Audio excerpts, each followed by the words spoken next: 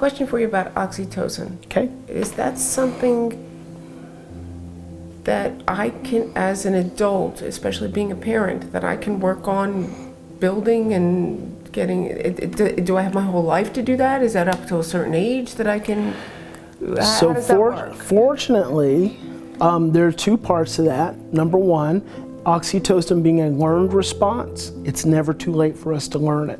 Okay. And we learn and experience oxytocin through eye contact, through food, through hugs. Actually, a 20-second hug is the longest, is the highest release of oxytocin. Sex, orgasm is one of the reasons people love sex is because it releases oxytocin.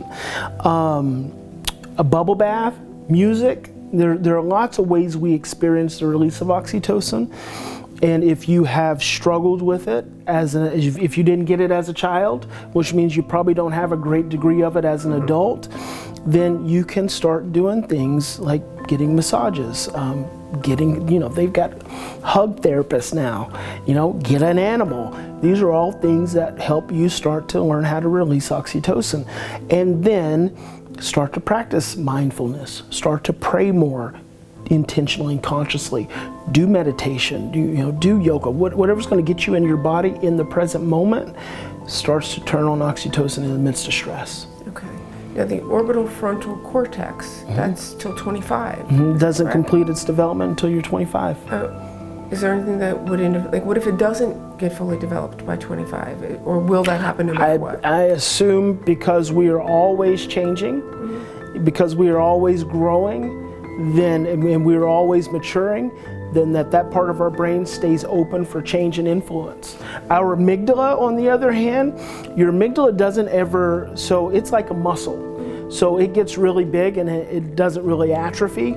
It gets really big and strong. Your amygdala isn't ever gonna learn, it's not ever gonna make your memories aren't ever gonna go away.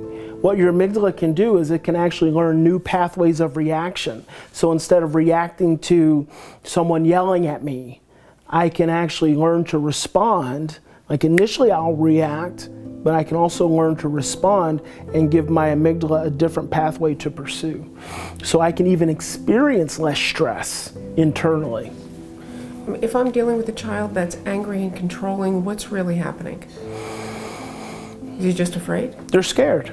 Yeah, they're scared and stressed out. 100%. A defiant child, the only time we seek to control is when we're stressed out and scared. That's the only time we seek to control. Otherwise, we seek to influence. So as soon as you're trying to control, that's coming straight from your fear. It's coming from your amygdala. And the thing is we like to discount it by saying that we're just, does that mean I'm just scared? It's more than just being scared. It's not like, oh, I'm afraid you're going to physically harm me. It's that my cellular system interprets your behavior as a threat. Therefore, I become stressed. Stress physiology correlates to fear. So when I move into survival, I am moving into fear. And that could be because I smell something. It could be because I get too hot, get too cold. It could be because it's too loud, it's too noisy.